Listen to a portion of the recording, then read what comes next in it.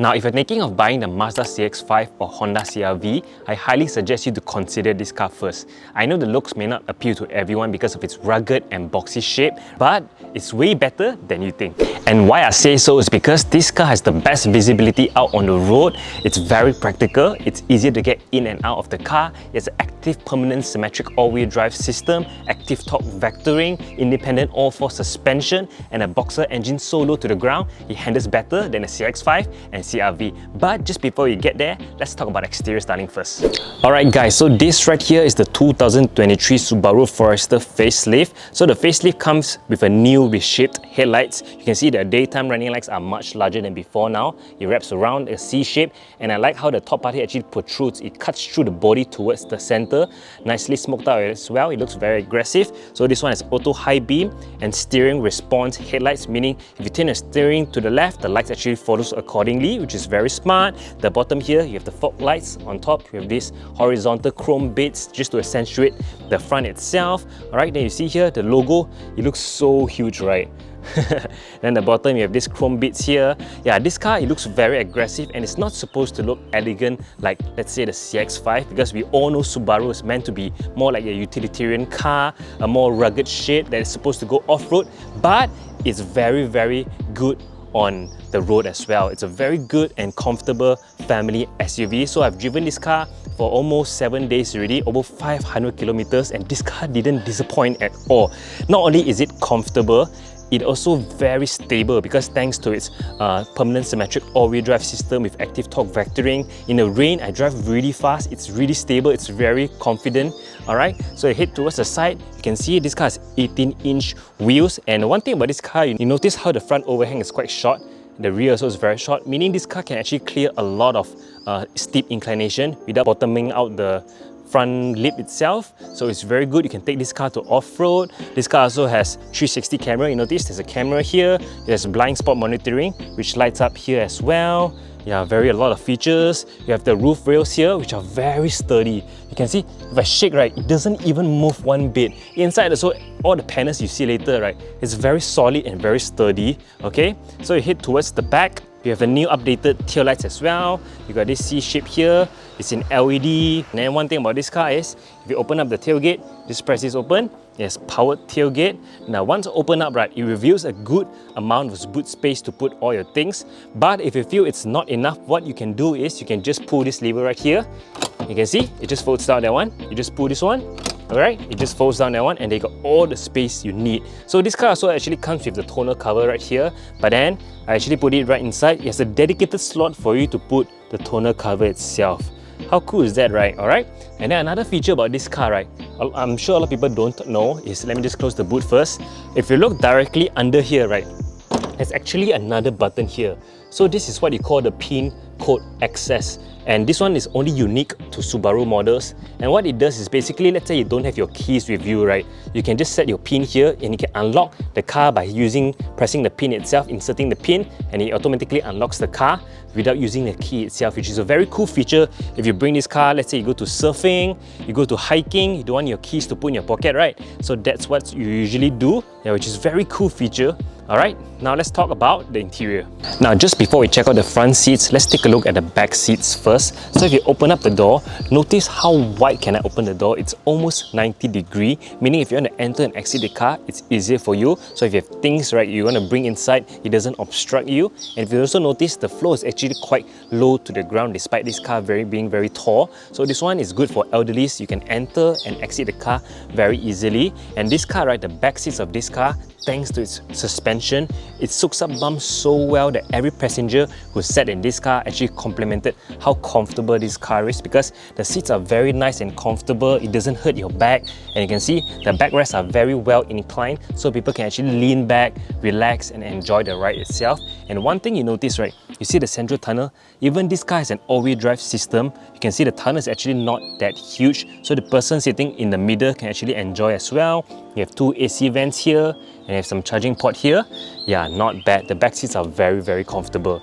Now let's check out the cockpit itself. So you open up, you notice. So this one you can see it's full black. It's not supposed to look elegant. Like I said, this one is more for an everyday use. The seats are very nice. The side bowstring are very thick. You can corner hard in this car. And one thing I like about this car is you can see you can adjust the headrest to a few position you want. Alright, and then you just press and let go. It's like a spring. Right, okay, you also have powered seats as well, and then you can see your very nice aluminium pedals. It looks very sporty. Let's just take a seat inside. Even the steering wheel itself looks very sporty, finished in leather. Alright, let's just start the car for the moment because it's kind of hot. Alright, let's just start the car, close the door. Yeah, I see the door panels. It's all finished in this very nice soft leather with this part here being rubberized.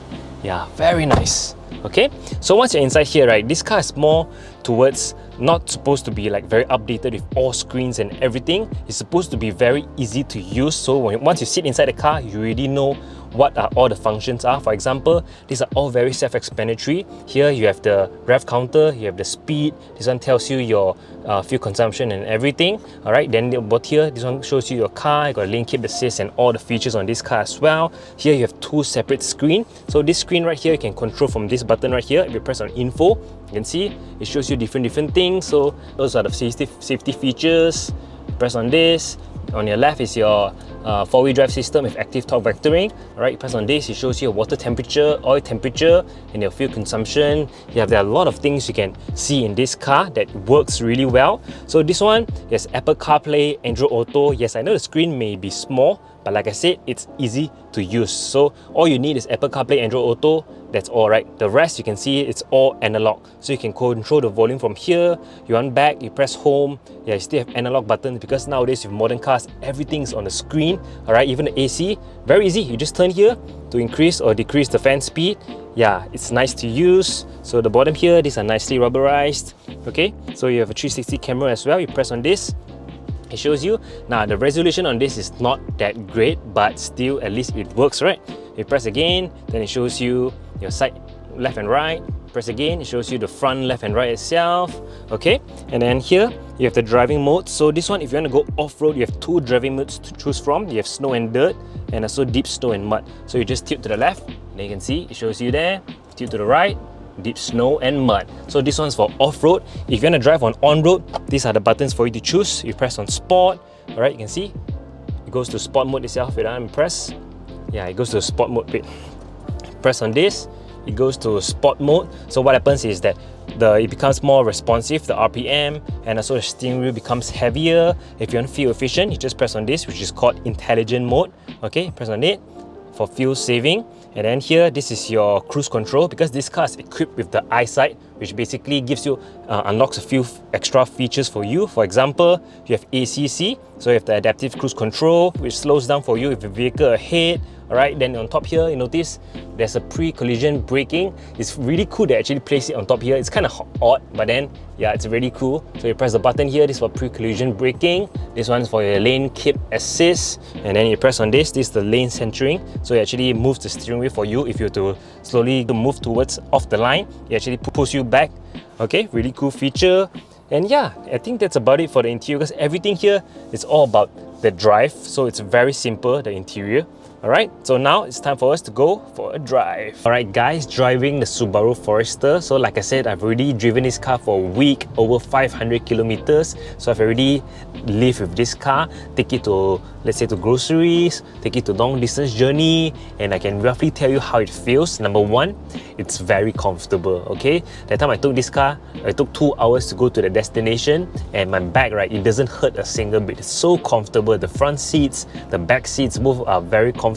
It's nice to drive as well. Now in terms of power, this one is not that powerful because this one is powered by a 2-liter naturally aspirated engine, produces around 160 horsepower, 200 Newton meters of torque, but it's very low to the ground, which gives you a very good center of gravity, meaning when you corner at time, right, also complemented with the all-wheel drive system, so you can just corner confidently. Even though it's raining, right, I can just push the car and it doesn't slip, which is very nice. It gives you the confidence to do so. All right, and also another thing would be the fuel consumption on this car. So this car, most of the time I actually put it in sport mode. I never put it in intelligent mode. So in sport mode, right, I still managed to get around about 520 kilometers of range with a tank of fuel. So I assume if let's say I drive on intelligent mode, I would easily go above 600 kilometers, which is not bad for a 2-liter engine. Okay, and this car also, the visibility on this car, it's very good. I think it's much better than the CX-5 and also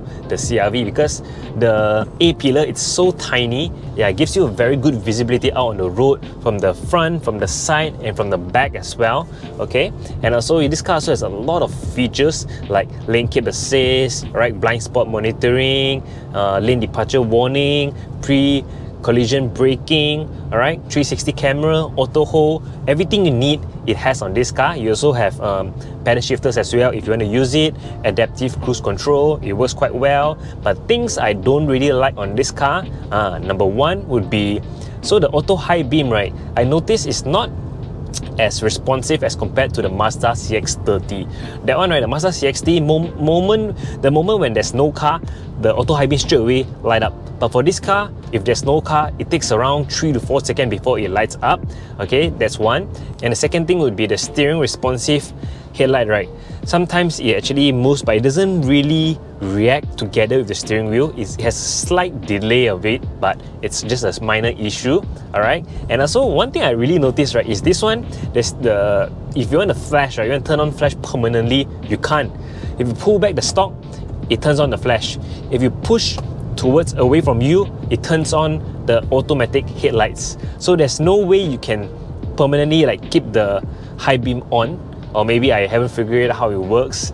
Yeah, so other than that, this car just works. You have Apple CarPlay, Android Auto, right? It's a very good family car. That is why you see overseas a lot of people actually buy Subaru, because it's a car that just works, right? It doesn't have obviously it doesn't have all the cool entertainment or features. Like you sit inside, you be wow, it's so cool, it got so many of these features, because it's unnecessary. This car is more towards easy to use, right? That's the key point on this car. And also in terms of the gearbox, this car uses a 7-speed linear-tronic gearbox. So obviously CVT is to save fuel, but I'm not particularly a big fan of CVT because it actually holds the gear, so it got a bit of like a drone noise. But that's how CVT is, that's how it actually sounds. Now in terms for the price and variance for this car, right, now the variant, the naming of this is actually quite confusing. So for the base, we have 4 different variants. You have the base spec, which is the 2-liter IL, and then you have the 2-liter GT Lite edition, and then after that you have the 2-liter IS, which is this one right here, and then the 2-liter GT edition. Right, so the GT edition basically comes with a body kit, different rims, and that's pretty much it. And for the pricing, it starts for around 165,000. It goes all the way towards 190,000. But nowadays, I think if you want to buy, it's actually cheaper. They got a lot of offer doing a lot of promotion right now, especially now when Raya is coming, right? They're having a very good sales. So if you're planning to buy a Subaru, now's the time. You should get it during Raya itself or before Raya. And I'm back. What a drive in this Subaru Forester. It's actually my first time driving the Subaru, any Subaru in general, and I really enjoyed it. So this kind of car, I noticed that a lot of people don't really know what it is because they just think it doesn't look good, means it doesn't drive well, but they're actually wrong. This car really drives really well. So for those Subaru owners out there or lovers, right, I understand what you mean when you talk about Subarus. So a huge thanks to Subaru as well for loaning me this car, because I really appreciate this kind of opportunity. And driving a car, let's say if you drive it just for, let's say, a new car launch, you drive it for, let's say, a few hours only, you won't get to understand much with the car because you're not that connected. You didn't spend enough time with the car to fully understand what it does, like how is it living with it. Alright, so now I drive it for almost a week, 500 kilometers. I already know about this car, how is it like daily driving it, and it's really a nice car to drive. So yeah, let me know your thoughts below. What do you guys think of the Subaru Forester? And also, guess what? I've heard that the new Subaru Forester will be coming out this year, if I'm right. Okay, and I can't wait to review that car because it looks so cool, the new design and everything. So fingers crossed, hopefully I get to test drive that car in the future and review it and show it to you guys.